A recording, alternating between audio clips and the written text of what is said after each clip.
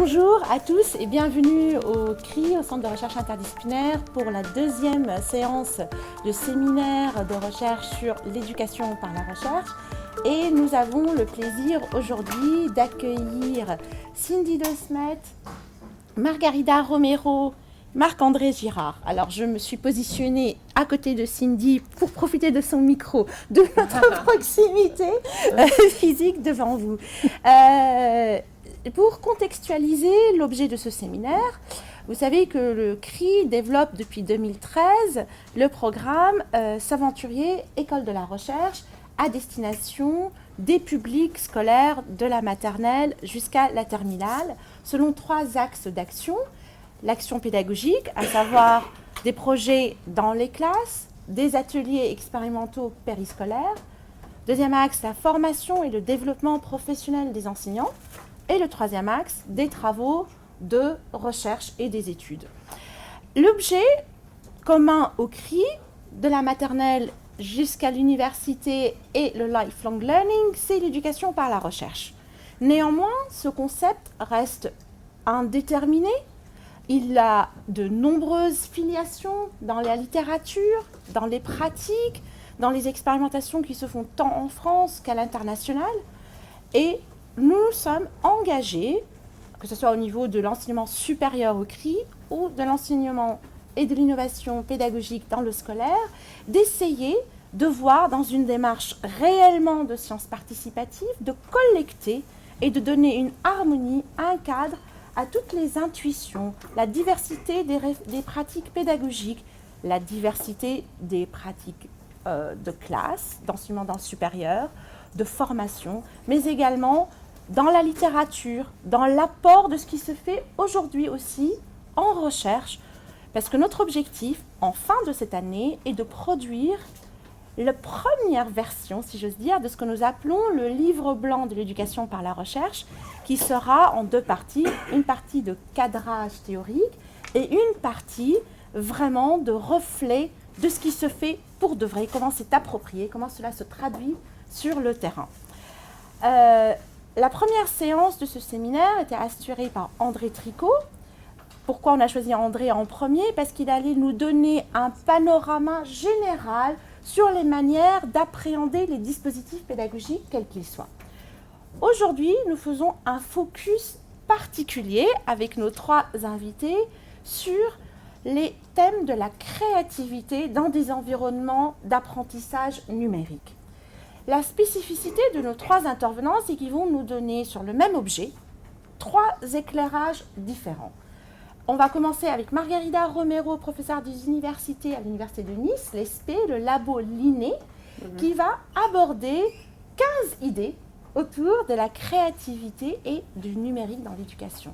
Nous allons enchaîner avec Cindy De Smet, maître de conférence également à l'ESP Université de Nice, également membre du laboratoire Linné, mais sur un axe particulier, parce qu'elle mène des recherches actuellement sur la co-créativité. Donc vraiment, nous allons aller vers un ciblage encore plus étroit. À un 3e moment, nous accueillons Marc-André Girard du Collège Beaubois au Canada, Québec.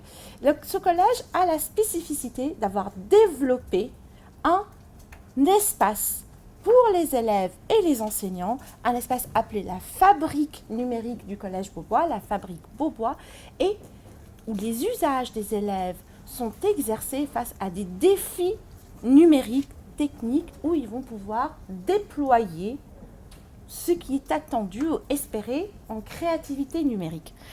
Comment on va se dérouler ce séminaire ? Les intervenants vont chacun prendre un temps d'intervention, Margarida, Cindy et Marc-André, suivis par chacun 2-3 questions uniquement.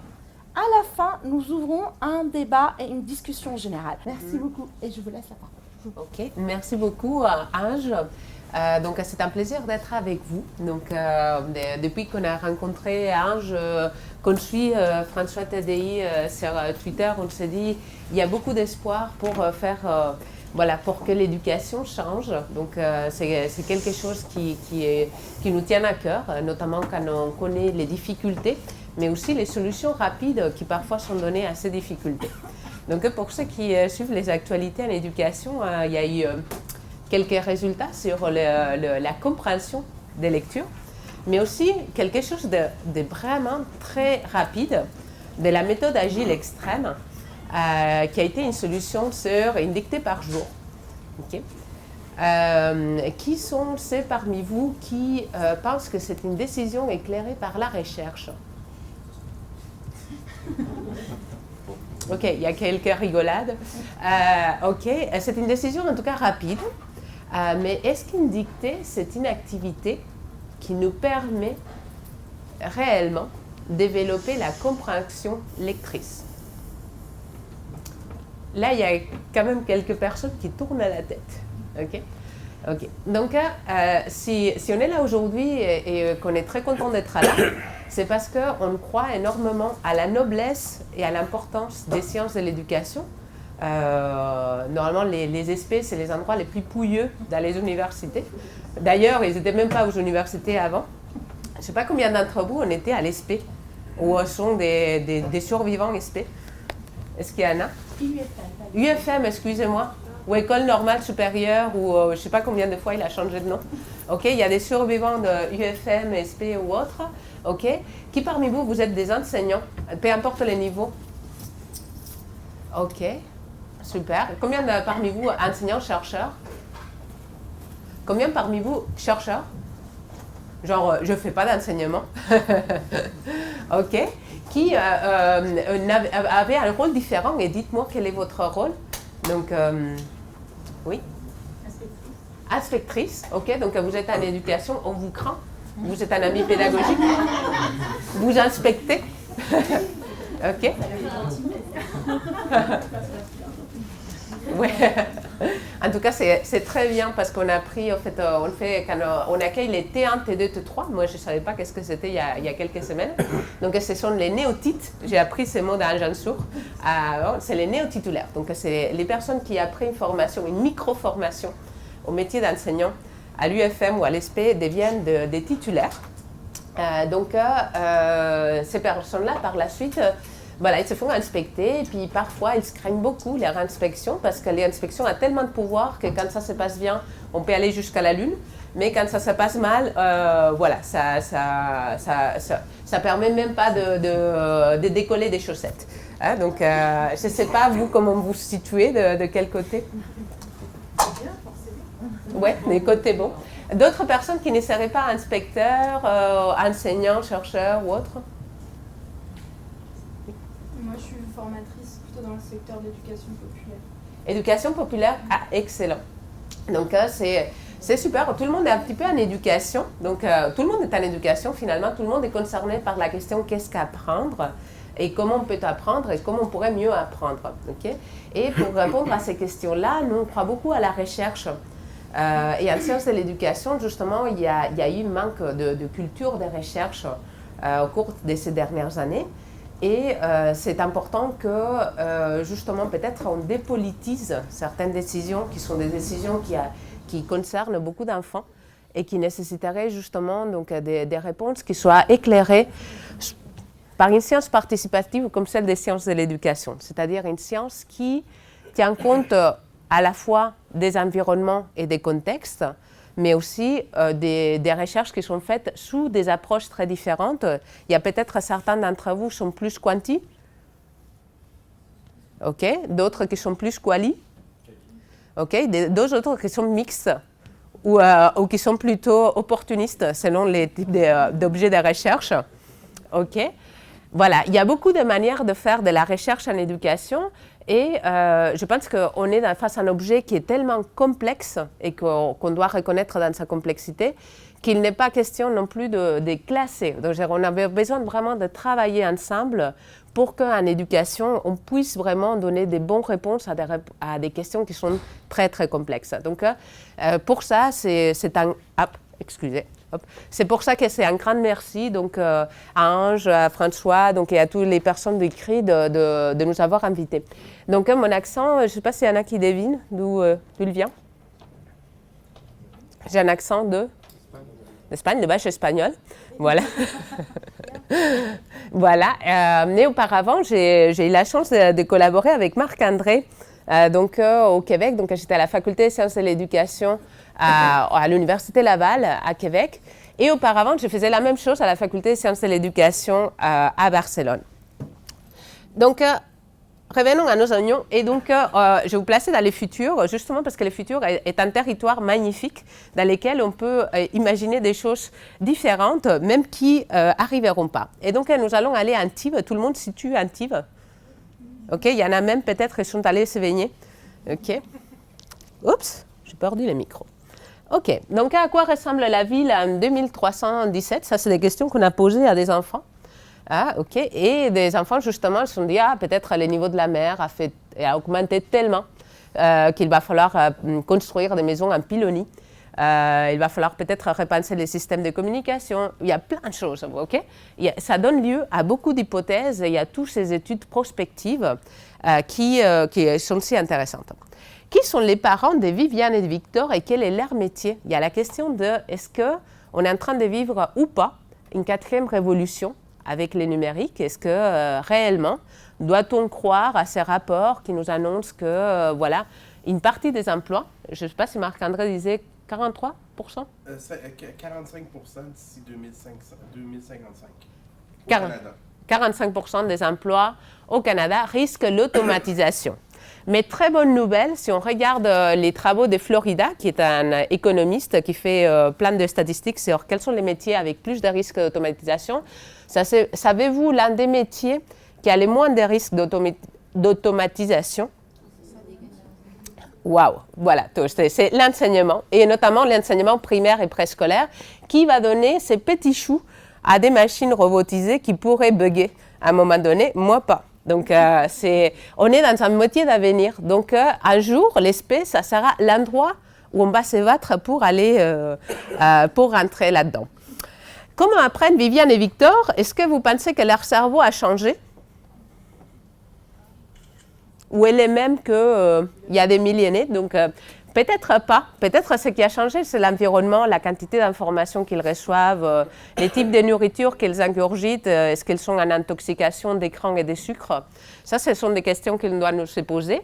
Mais probablement, physiologiquement, leur cerveau n'a pas tant changé que ça et leur manière d'apprendre et leur manière de se développer en tant que sujet vivant, apprenant, ça n'a pas beaucoup changé dans les futurs non plus. Et quels sont les usages du numérique pour apprendre dès la robotique pédagogique? Est-ce que les robots ont remplacé des enseignants? Vous saviez déjà que non, donc c'est bon, ou en tout cas on espère que non, que personne aura cette mauvaise idée. Et quel type de projet ils réalisent pour apprendre? Avant, je vous montre quelques villes dans lesquelles j'étais, et puis ça c'était une des choses que j'ai appris à l'école. J'étais dans une école super innovante, c'était le post-franquisme, donc il fallait casser les modèles antérieurs, la letra con sangre entra. Pour ceux qui n'ont pas fait de l'espagnol, c'est enseignant qu'on va apprendre. Okay? Donc, il faut saigner pour apprendre. Nous, on était dans une école, justement, où ils ne savaient pas comment faire différemment, mais qu'il fallait faire autrement. Donc, on faisait énormément de projets comme des moulins à eau. Ça, ce n'est pas les moulins qu'on avait fait à l'époque, mais ça ressemble à ce type de choses. Et on salissait énormément. Et donc, l'autre outil qu'on a appris à manier, c'est la serpillière, qui est une invention espagnole. Hein? Les côtés patriotes. OK, donc ensuite, mes parents m'ont dit, tu es bonne. Donc, mon frère et moi, on était bons à l'école, on était des excellents étudiants. Vous allez faire des métiers prestigieux. Donc, ça veut dire ingénieur, avocat, droit, ou quelque chose qui gagne des sous et qui, socialement, c'est des statuts. Et tous les deux, on a choisi l'éducation. Donc, mon frère, il est enseignant au primaire et moi, j'accompagne des futurs enseignants au primaire. Donc, finalement, tous les deux, on était tombés en amour avec l'éducation. On continue à l'éducation. Donc, les premières étudiants avec lesquels j'ai travaillé sont à la faculté des sciences de l'éducation à Barcelone. Et ensuite, un prof prenait sa retraite et dit « Votre profil correspond ». Je ne savais même pas où situer Québec. Mais j'ai dit, waouh, ça sonne intéressant, allons à l'aventure. Donc, j'ai passé 4 ans au Québec, c'était vraiment le fun. Et puis après, j'ai reçu un autre message en disant, voilà, à l'ESPE de Nice, il y a un projet fou qui est de créer un labo sans ressources en sciences de l'éducation qui, en France, est un domaine que les gens fuient parce qu'être 70, c'est moins prestigieux que d'être dans une autre section. OK? Donc, je ne sais pas s'il y en a des sections de 70, des gens qui osent lever la main en disant je suis 70. Ouais, ok. Il y en a qui ne savent pas qu'est-ce qu'est une section? Ok, qu'est-ce qu'une section? C'est un petit peu comme militaire. Donc, on est dans des rangées disciplinaires, comme qui est dans un bataillon 45 ou bataillon 50 de l'armée de l'air ou de la terre. Donc, c'est la même chose, mais en recherche. Donc, la recherche en France, elle est classée par des sections. Et donc, on appartient à une section, on est censé être discipliné. Ok, donc, publié dans des revues qualifiantes à la section. Et donc, ça... Donc, moi, je dis, mais vous êtes certain? Moi, je suis indiscipliné total.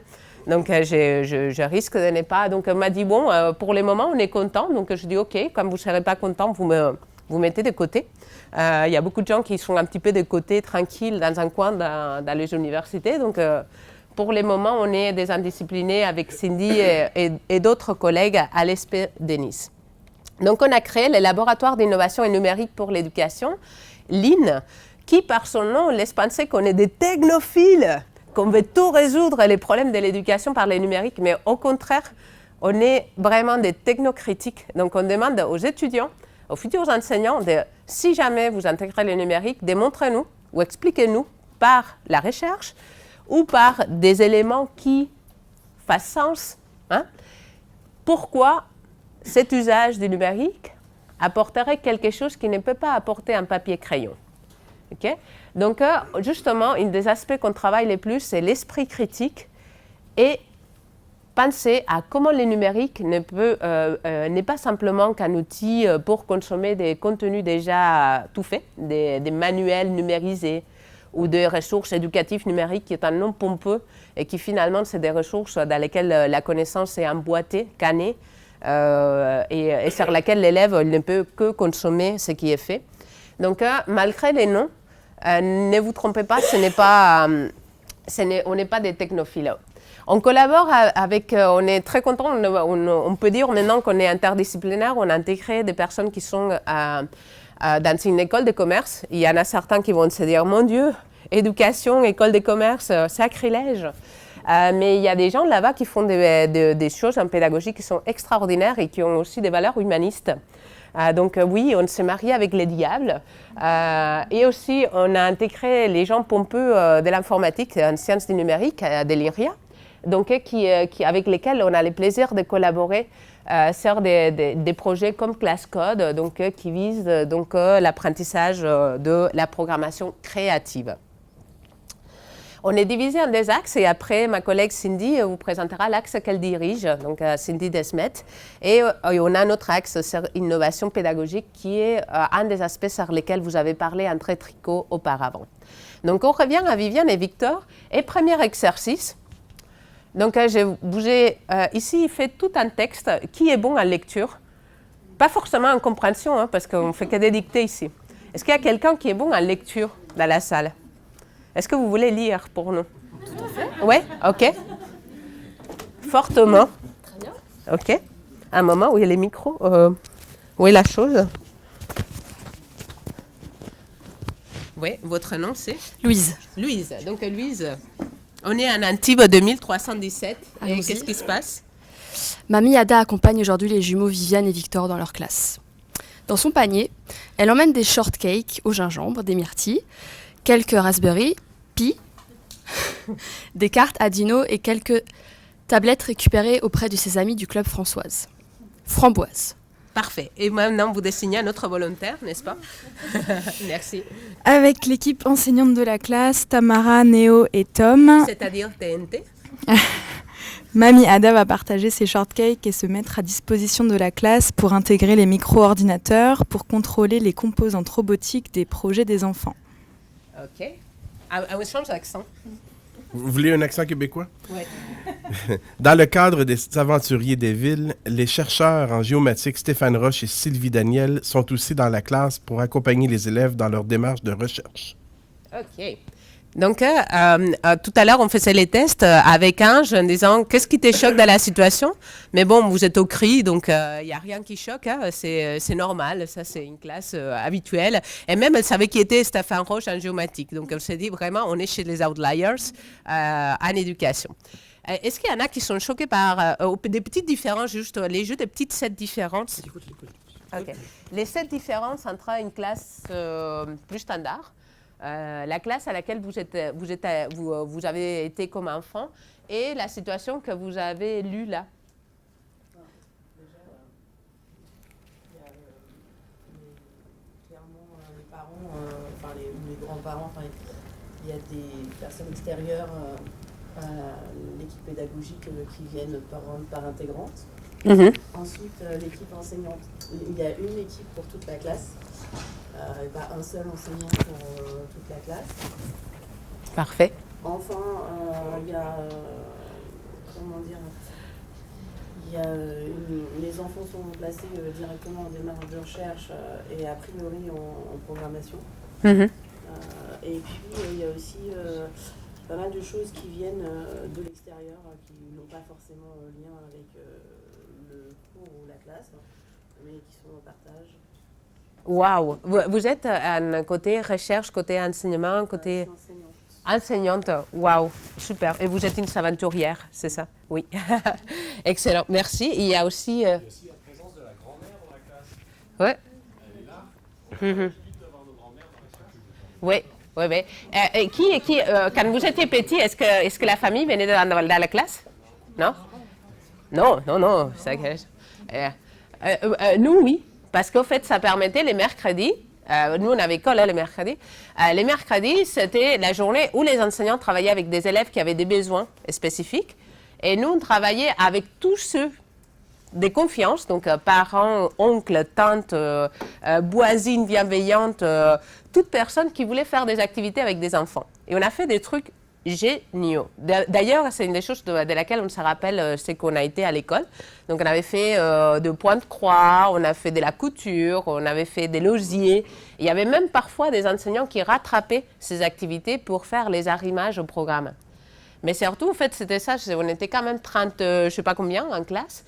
Mais les enseignants profitaient de l'implication de la communauté pour libérer du temps pour s'occuper des enfants qui ont besoin d'une aide complémentaire. Donc, ça a puissé dans les ressources de la communauté et faire ce que François, je ne me rappelle peut-être pas exactement du terme, mais société apprenante. Non? Oui, donc les côtés société apprenante et comment l'école peut être pas ces trucs bigi-piratés, mais un truc un peu plus ouvert, un peu plus gruyère, avec des gros trous dans lesquels les personnes qui veulent s'impliquer en éducation puissent avoir également leur place, mais également des professionnels. En fait, il y a 2 personnes qui existent réellement, Stéphane Roche et Sylvie Daniel. Ce sont des profs, ce sont des profs des universités. Ce sont des gens qui sont aussi à genoux dans un tapis à faire des activités avec les élèves pour faire du bac à sable virtuel ou faire de la géomatique, vraiment expliquer des concepts complexes par des activités très concrètes. Et donc, tout ça, c'était possible aux années 80. Je pense que ça a été possible toujours. Ange nous disait, voilà, on fait les côtés nouveaux, voilà, ça nous fait croire comme si toujours ça aurait été la méthode frontale, mais pas du tout. Il y a plein des expériences. Et même si on pense comment on a appris en tant qu'humain dans les débuts de l'humanité, on est très proche du côté maker. OK? Donc, ça, c'était vraiment une mise en situation. Donc, pour dire, voilà, les robots sont là. C'est vrai que ça change. On collabore maintenant avec des robots qui apprennent avec nous. Ils sont en agriculture, dans les soins. Ils remplacent une partie des emplois, mais l'éducation est à l'abri. Et ici, en tant que labo, on se pose la question de quel est le rôle de la créativité qui est pareil comme étant un élément qui est propre de l'humain et qui est peut-être, avec les collègues de l'INRI, on est d'accord que ce n'est pas quelque chose qui va être développé par les machines. Il y a d'autres personnes qui ont d'autres craintes. Mais nous, on considère que c'est vraiment quelque chose qui, pour le moment, va rester pendant longtemps et heureusement quelque chose propre de l'humain. Donc, quels sont les types d'activités qu'on peut faire en classe avec les élèves pour développer une approche critique et créative? C'est-à-dire, pas simplement devenir des râleurs, parce que les choses ne vont pas ou parce qu'on est critique, etc. Mais comment on dépasse cet stade de râleur critique et on devient des créateurs de solutions. Donc, c'est là où on se situe et c'est Cindy qui va vous présenter ensuite donc, la co-créativité. Juste avant ça, on a un des aspects donc, qui a été partagé justement dans les sites, c'est que pour faire simple, parce qu'on ne veut pas faire des choses compliquées en recherche, on se dit, voilà, si on tient compte de l'engagement créatif de l'élève sur une tâche et en adaptant le modèle de Key de 2009, ce qu'on a fait, c'est une simplification en disant, voilà, face au numérique, il y a parfois, on est en mode consommateur, on a des surfaces numériques, des tablettes ou autres sur lesquelles on va juste regarder des vidéos ou parfois faire de la conso interactive, simplement choisir choix A, choix B. Et si je vous dis si un stock de chaussures, c'est du passif ou de l'actif dans un bilan de l'entreprise, qui me répond que c'est un actif? Personne? Qui est un passif? Ok, personne. Et d'autres, vous seriez devant une interface et face à un choix A ou B, vous auriez 50% d'avoir la bonne réponse. Donc, quand les numériques, ce sont des environnements qui préprogramment l'arbre des connaissances et les réponses, on peut même fausser les résultats parce qu'il y a une partie des hasards et il y a toute la méta-réflexion de quelle est la bonne réponse par rapport à la situation de la question. Bref, c'est vraiment, la conso interactive, c'est quelque chose qui, parfois, même certains résultats qui ont été donnés dans la littérature pourraient être questionnés si on tenait en compte la question hasard. Mais il y a aussi les numériques comme usage pour la création. Donc là, on peut être dans la création de contenu. Donc, demander à l'élève vraiment d'expliquer quelque chose, de nous raconter voilà, comment une fusée va dans la Lune, de la faire collaborativement. Et là, il y a quelque chose de génial, c'est qu'on a du conflit socio-cognitif, on n'est pas confortable en équipe, on confronte des idées et parfois ça nous aide à avancer. Ou participatif, on appelle Mamie Ada. Je lui dis, viens avec tes shortcakes et puis viens aussi avec tes trucs et on va faire ça ensemble. Ou on invite des experts ou des chercheurs comme les projets que vous faites aux Aventuriers. Ou comme les projets que Marc-André aussi mène au Collège Beaubois. Donc, on est face à ces éléments. Parmi les éléments qu'on regarde au labo, c'est aussi la résolution collaborative des problèmes. Donc, comment, face à des défis d'une certaine complexité, les élèves s'organisent pour réussir. Et donc, comment on doit, au lieu d'être dans une éducation choc à pic, dans laquelle on a fait des unités d'enseignement qui sont facilement avallables, notamment par les plus faibles, et facilement administrable, on est plutôt à dire, voilà, on va faire un gâteau, mais tu vas aller au noisetier, tu vas devoir construire quelque chose pour attraper des noix, donc peut-être une échelle ou autre chose. Et à la fin, on va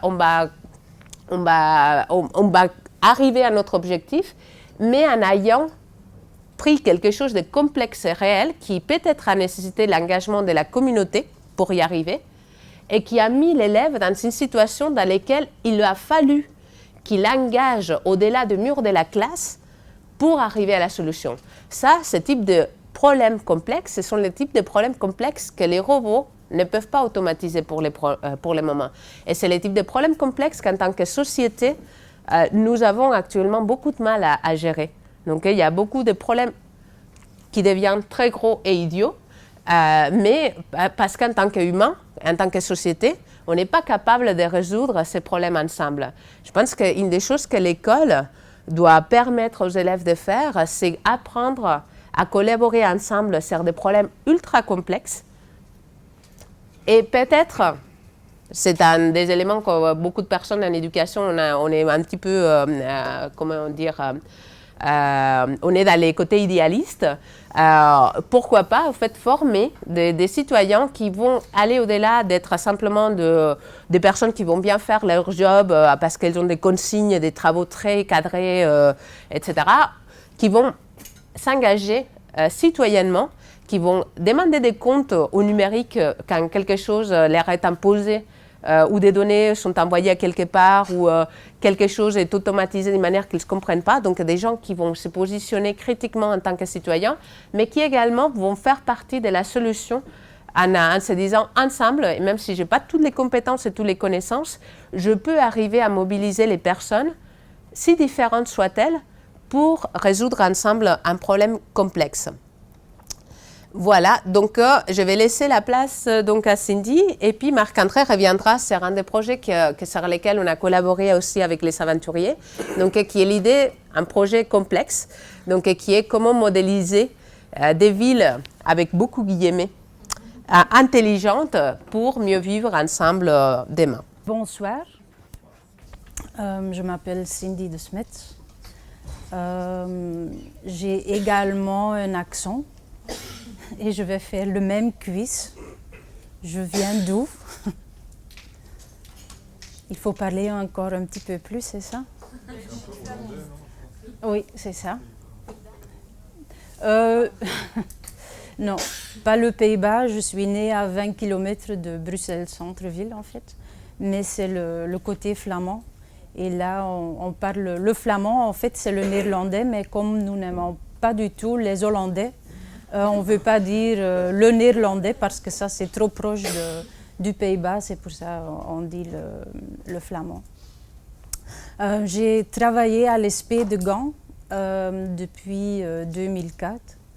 Et là, j'ai fait plus ou moins la même chose comme maître de conférence. Et depuis l'année passée, je suis recrutée comme Margarida à Nice. Il faut un accent pour être recrutée et j'ai bien passé en fait ce test-là. C'était horrible parce que je n'avais pas parlé le français depuis 10 ans, mais bon, quand même, je suis recrutée. À notre labo, je suis la responsable de l'axe de la créativité. Et pour l'instant, on est encore à la recherche des domaines qu'on veut vraiment rechercher parce que il y a beaucoup d'acteurs dans des écoles, autour des écoles. Pour l'instant, nous sommes déjà 3. Margarida, moi et Laurent Heiser. Et on travaille tous les 3 sur l'enseignant créatif. Et en fait, l'impact de cet enseignement sur les élèves, pour nous, ce sont nos étudiants. Pour notre enseignant-chercheur, ce sont leurs élèves. J'interviens dans 3 de nos formations, premier degré, second degré et les Master PIF. Et en fait, nous sommes un peu partagés sur les formations, mais notre base est le même dans les cours TIS. Et pour nous, maintenant je vais vous parler un peu côté recherche. Pour nous, c'était important que notre recherche et notre enseignement est vraiment basé sur un cadre théorique qui vraiment nous permet de faire de la recherche dessus. Et nous avons choisi de travailler avec des compétences du XXIe siècle. Il y a pas mal de référentiels qui existent et qui parlent sur ces compétences du XXIe siècle. Par exemple, l'UNESCO, l'OCDE, l'Union européenne. Et en fait, 2 chercheuses du Pays-Bas, ils ont fait une méta-analyse dessus et ils ont cherché quelles compétences clés du XXIe siècle reviennent dans tous ces référentiels. Parce que pour l'instant, tout le monde a un petit peu son idée, qu'est-ce qui est important pour le citoyen du futur, pour l'enseignant du futur, pour l'employé du futur. Et en fait, ce qu'eux ont trouvé, c'est qu'il y a quelques compétences qui sont mentionnées dans tous les référentiels. Par exemple, la collaboration, la communication. Et quelques compétences, on les retrouve dans la majorité des référentiels. Par exemple, la créativité, la pensée critique, la résolution de problèmes. Ça, c'était en fait une analyse qui a été importante pour nous. Et après, Margarida et quelques auteurs, ils ont choisi 5 compétences clés pour l'enseignement. Ça ne veut pas dire que ces compétences, ils ne peuvent pas changer ou que ça, c'est vraiment le meilleur choix. Mais ça sont les compétences que enfin, je peux dire nous, que nous avons choisi à l'ESP dans notre labo. Et en fait, tous nos cours, toute notre recherche est basée sur ces 5 compétences. C'est sûr que, comme la responsable de l'axe de la créativité est importante, mais dans tous les référentiels, la résolution de problèmes est mentionnée comme très important. Mais ça veut dire que dans nos cours, on va également chercher des défis qui travaillent sur toutes ces compétences. Peut-être pas en un temps ou en même temps, mais il faut au minimum que nos futurs enseignants, ils ont de l'expérience avec des défis qui essayent de toucher toutes ces compétences clés. Je vais revenir dessus. La créativité, c'est notre compétence clé.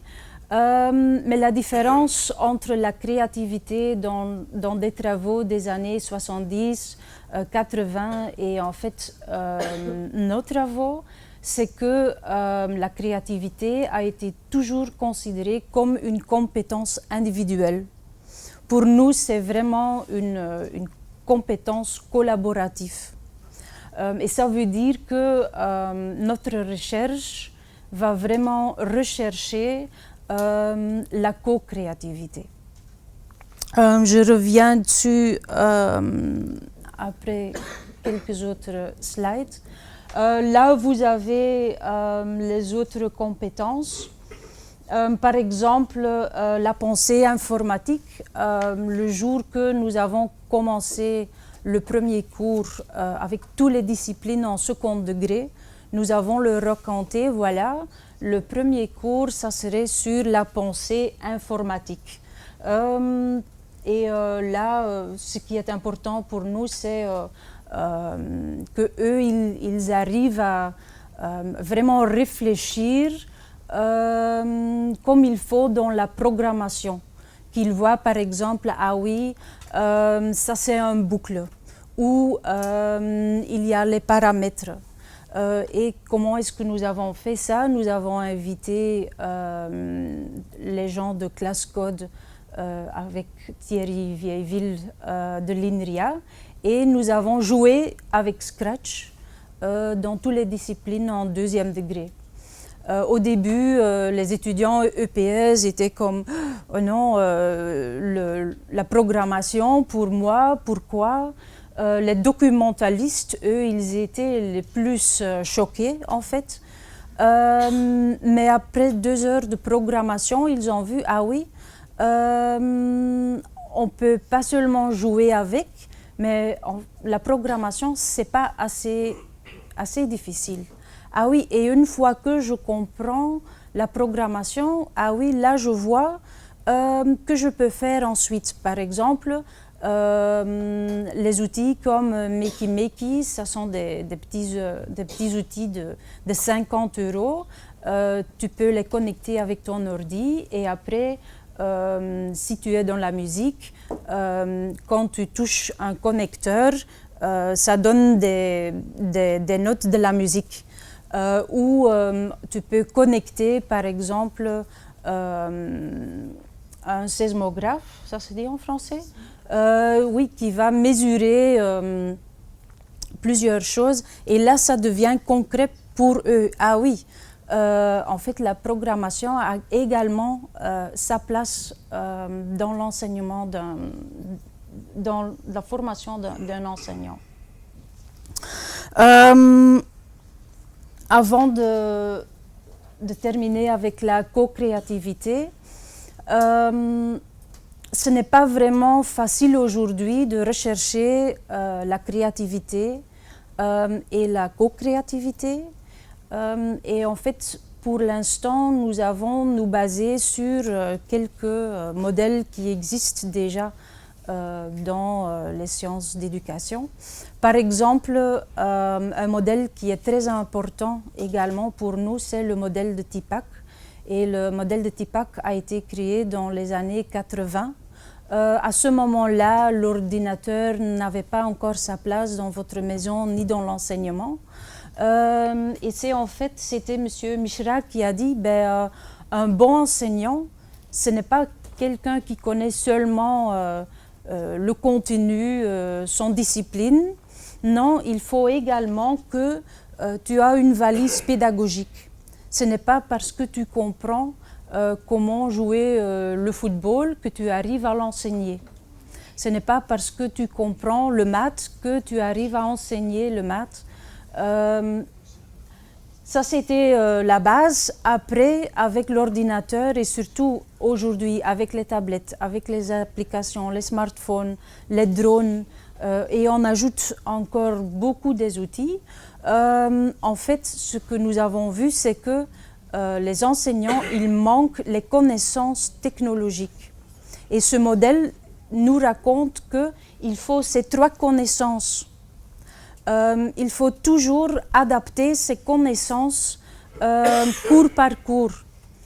Si vous êtes par exemple dans la collaboration, il ne faut pas choisir un contenu que tu veux en fait enseigner frontal et à la base d'une technologie qui ne permet pas la collaboration.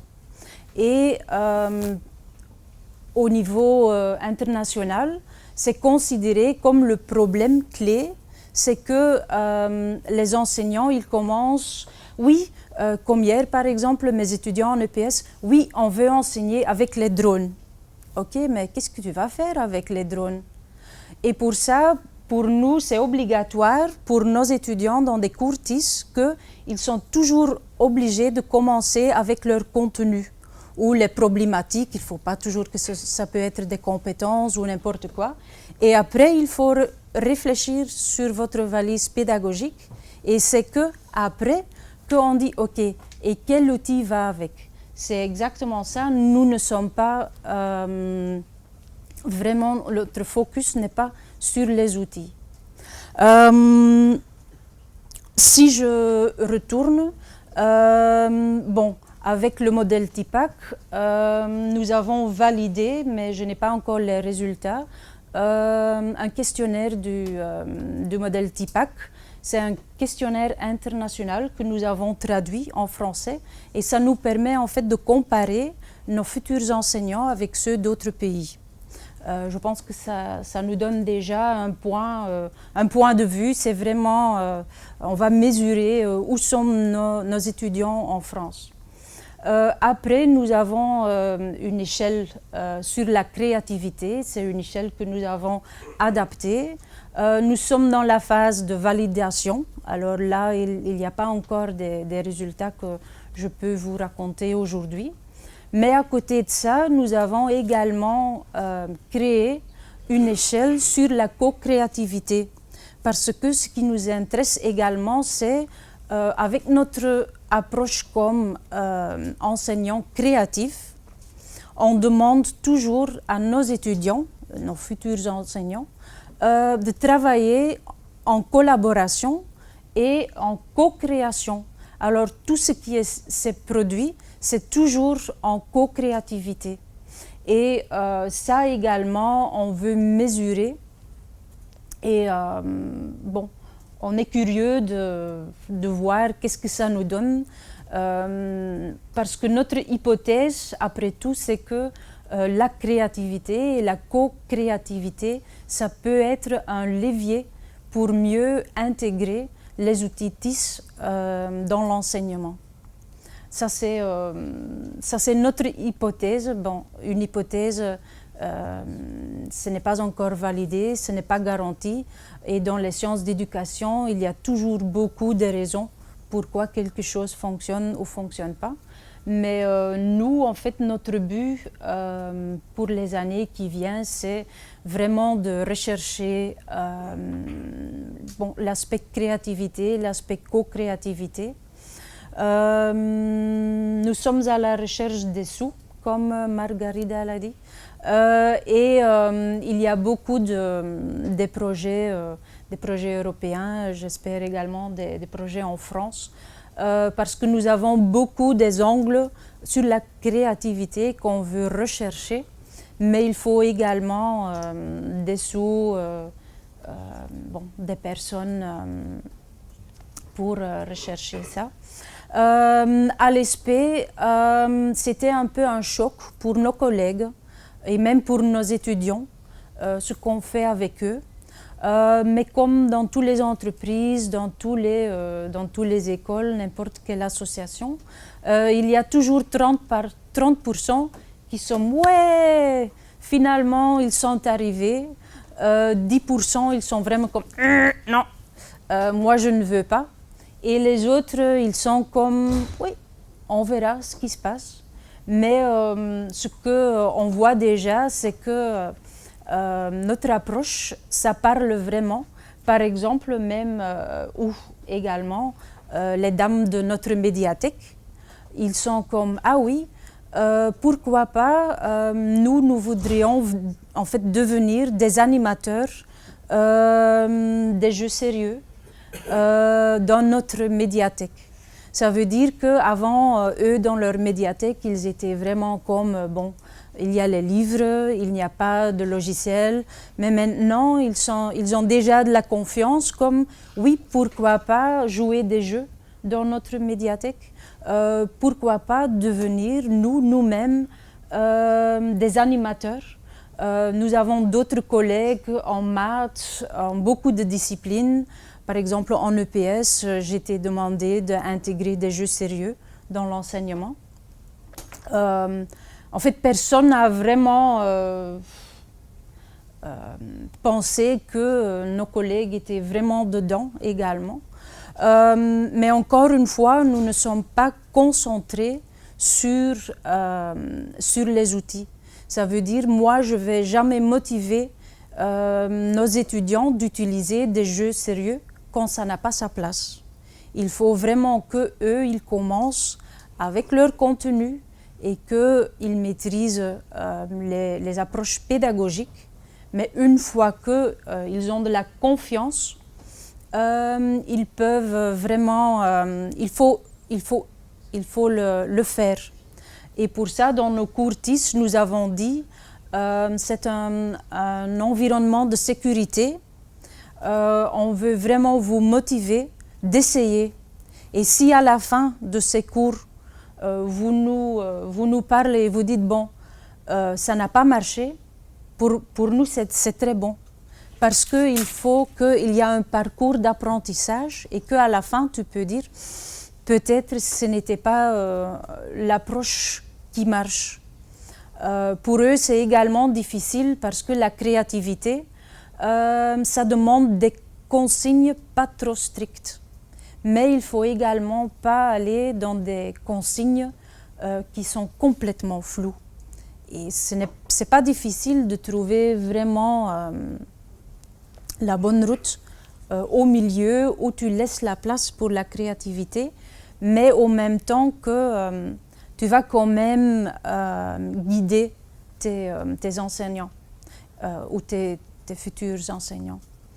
Parce que ça, c'est Margarida et moi, nous devions tous les deux, en fait, dans les sciences d'éducation, du cognitivisme. Alors aujourd'hui, nous sommes complètement dans un autre endroit, mais ça ne veut pas dire qu'on laisse tomber tout ce que nous avons vu qui marche dans le cognitivisme. Et par exemple, une des choses que moi j'ai vues dans mon doctorat, qui est sur les classes inversées et la formation en ligne, c'est que si tu laisses tes élèves complètement libres, ils sont perdus. Ils sont comme je ne sais pas où, mais en fait notre but c'est de stimuler, même dans un cadre, mais en fait là laisser la place pour la créativité. Et c'est sûr que ce n'est pas facile, mais ça demande, il faut le faire, il faut essayer. Et tous les publics sont différents. Même à l'ESP, ce qui marche avec les M2 anglais, peut-être ça ne fonctionne pas avec les M2 en Master PIF. Je suis sûre dans votre enseignement, c'est également pareil. Mais là, on va, à la fin de cette année, j'espère que nous avons déjà quelques résultats sur nos 3 échelles. Et je suis sûre que ça, c'est un bon départ pour la continuation de notre recherche. Alors bonsoir, je m'appelle Marc-André Girard, je suis le directeur du secondaire au Collège Beaubois. Collège chez nous, c'est pas la même chose que chez vous. Est-ce que je dois être dans le champ de vision de la caméra? Parfait. Alors j'ai tendance à bouger un petit peu, vous m'excuserez, je suis hyperactif. C'est bon? Ok, c'est bon. Fait que je peux faire un pas sur chaque côté.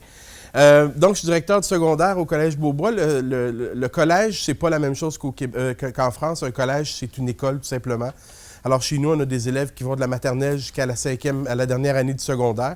Autrement dit, de 5 ans jusqu'à 17 ans.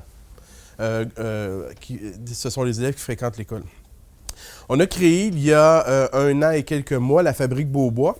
Et pendant que la première année d'expérimentation, Margarida et moi, on avait déjà des liens ensemble, puis on travaillait sur différentes idées, on communiquait de façon régulière, soit à travers Twitter ou par courriel, ou même des fois on se croisait dans différents congrès, soit à Montréal ou à Québec.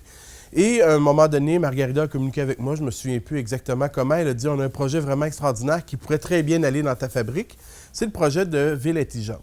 Donc aujourd'hui, je vais vous présenter très rapidement la fabrique, je vais vous parler du projet de Ville intelligente, puis après ça, on pourra passer aux questions pour Cindy et moi par la suite également. Donc,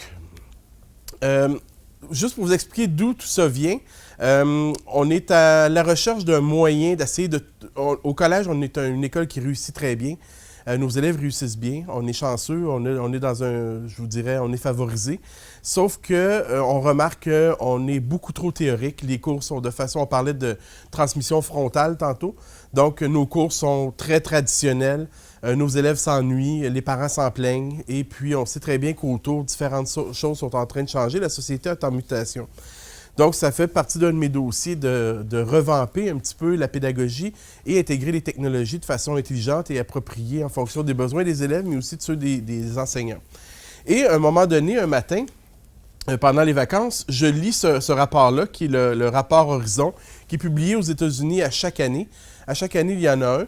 Et juste ici, je vois à court terme ce qui va arriver dans nos écoles, les makerspaces. Et là, j'ai dit, oups, ça arrive bientôt dans les écoles américaines et j'ai aucune idée de quoi il s'agit. Et je me considère normalement bien informé et puis je me disais, j'ai aucune idée c'est quoi. Alors, j'ai fait quelques recherches pendant mes vacances et je suis tombé en amour avec le concept. Je l'ai présenté à l'école. Ils ont dit, super, c'est toi qui vas mener le projet. Et j'avais absolument aucune idée de quoi il s'agissait. Alors, j'ai fait ce que tout bon directeur devrait faire normalement. Je me suis entouré de personnes qui étaient partantes pour découvrir. Donc, on était en mode co-création, nous aussi. Et on s'est entouré d'experts, entre guillemets, ou de personnes qui étaient un peu mieux informées que nous. Et le projet de fabrique est né. Rapidement, qu'est-ce qui fait que la fabrique est, je dirais, unique et elle est différente? C'est en réalité 3 espaces en un. Donc, oui, c'est un gros local qui est situé dans le collège, donc dans l'école. Et juste pour vous situer, c'est environ 350 mètres carrés. Donc, c'est immense. C'est l'équivalent je vous dirais, de presque 4 classes. Donc, imaginez un espace pas de mur, que je n'ai pas pu vous montrer. Un espace pas de mur où les élèves ont de la place pour travailler par terre. Margarida, tantôt, parlait d'être à genoux. Alors, les élèves sont en mesure d'être à genoux et d'apprendre à 4 pattes, finalement. Et le plus beau de tout ça, c'est que les enseignants aussi, je vous montrerai une photo après, j'en ai croqué un sur le vif. Donc, premièrement, un espace de fabrication numérique. Les élèves ont accès à les meilleurs outils qui vont des ciseaux jusqu'à la découpeuse laser, parce qu'on en a une au prix que ça coûte, des imprimantes 3D, des machines à coudre, des perceuses, des tournevis, des marteaux, des pièces de robotique également, parce qu'évidemment, on fait de la robotique nous aussi. Donc, on a des cubelettes pour nos plus jeunes et les directeurs qui aiment beaucoup ça jouer avec. Je ne sais pas si vous connaissez les cubelettes, des petits cubes robotisés qu'on peut assembler ensemble. Des Little Bit aussi, des M-Bot. Et on va faire aussi de la programmation de jeux vidéo dès le mois de janvier. Et on a des espaces, des poufs sur lesquels les élèves peuvent s'asseoir. Évidemment, des iPads, des tables de travail qui sont un petit peu plus hautes. Et, en tout cas, bref, c'est l'aspect maker. Il y a un aspect Living Lab, donc l'expérimentation, le laboratoire humain, les échanges de connaissances à travers les cultures, les échanges de connaissances ethniques. Quand je parle d'ethnicité, je parle de nourriture, entre autres, c'est ce qui me vient en tête. Des partages de recettes, par exemple, aussi des partages générationnels entre des grands-papas, des grands-mamans et des élèves. Des élèves qui sont capables de montrer à leurs grands-parents comment fonctionnent les technologies qu'ils utilisent à tous les jours. Et aussi des grands-parents qui sont capables de montrer aux jeunes comment fonctionnent les technologies qu'eux utilisaient il y a 60 ans, mais qui pourraient toujours être utiles aussi aujourd'hui. Donc ça, c'est l'aspect Living Lab que je vous ai donné quelques exemples. Et l'aspect Media Lab, c'est la diffusion de toutes ces activités-là sur les réseaux sociaux, vidéos, ateliers de création musicale.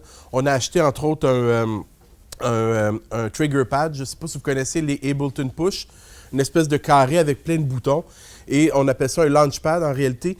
Tu pèses sur un bouton, il y a un son qui se fait et les élèves sont capables de faire, les élèves, des professionnels aussi sont capables de faire de la musique avec ça.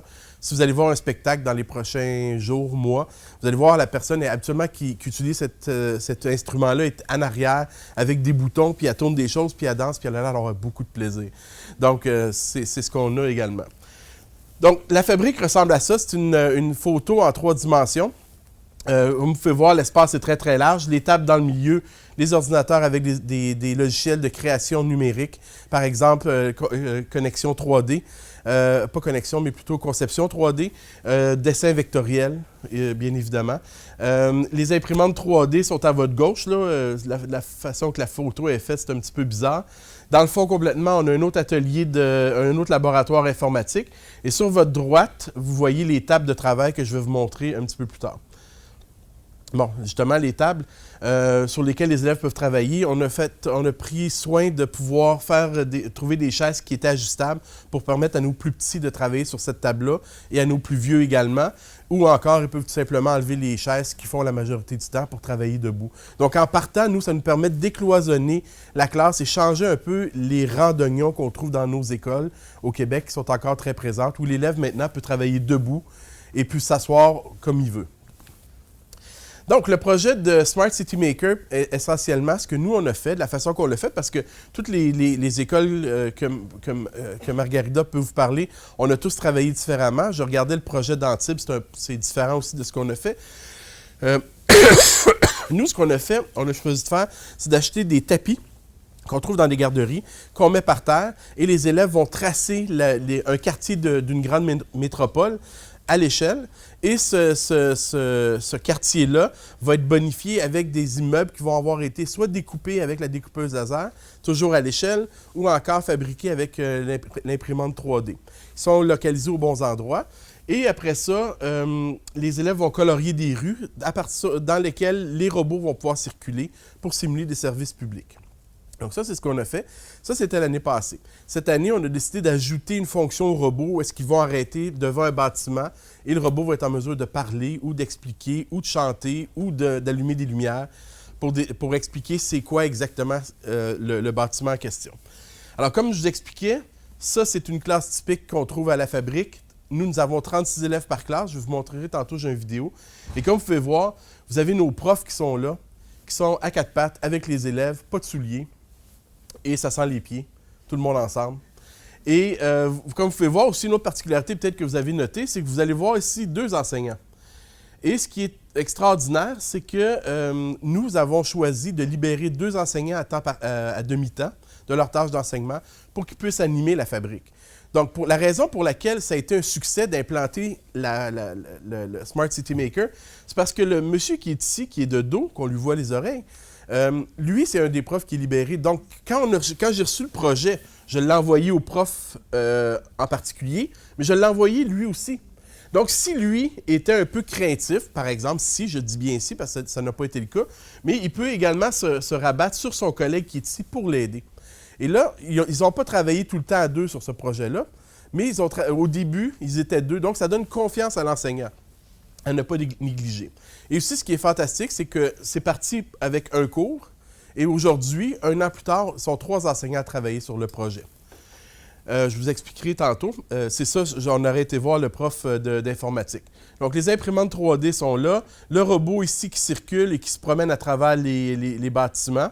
Et vous voyez, cette année, ça c'est une photo qui a été prise cette année, on a choisi de mettre le projecteur au plafond, tourné vers en bas. Les élèves ont pu calquer le plan de ville. Donc, ils ne travaillent pas nécessairement à l'échelle, mais on a ajouté d'autres calculs d'échelle dans d'autres formats pour garder un peu la même portée. Ça, c'est tout chaud, ça m'est arrivé tantôt. L'enseignante m'a envoyé ça, donc c'est le Panthéon à Rome. Donc les élèves, ça c'est la conception 3D qui est faite à l'écran. Elle va être imprimée la semaine prochaine et elle va être placée au bon endroit sur la ville de Rome. Alors vous voyez, ça vous donne un petit peu un exemple. La fabrique et le projet de ville intelligente ont tellement bien fonctionné, et je vous parlais tantôt du Media Lab qui a une vertu de diffusion. Bien, ça n'a pas été long. Le premier ministre du Québec nous a invités à aller à une espèce de foire où est-ce qu'il lançait une politique pour la réussite scolaire et il avait demandé à nos élèves d'être présents, non seulement de s'occuper de l'aspect visuel, donc les élèves faisaient la musique avec la boîte que je vous parlais, mais également ils nous avaient demandé de venir avec les technologies pour montrer. Donc, si vous avez le premier ministre du Québec qui a l'air très excité de voir la découpeuse laser, et à sa gauche, donc à votre droite, vous avez son garde du corps qui a probablement perçu une menace de moi. Moi, j'ai les robots dans les mains, je m'en allais lui mettre dans les mains, alors je pense qu'il était inquiet, il voulait voir exactement ce que je m'en allais faire. Ici, vous avez le ministre de l'Éducation qui est venu faire un tour à l'école et puis qui est venu voir directement nos technologies. Ce qui fait qu'à l'heure actuelle, au gouvernement du Québec, bon, il va y avoir des élections bientôt, mais je ne sais pas s'ils vont passer à travers, mais toujours est-il, pour faire un discours apolitique, ce que je sais, par exemple, c'est qu'ils sont très intéressés à voir comment tout ça se déroule et comment ça peut s'implanter dans d'autres écoles aussi.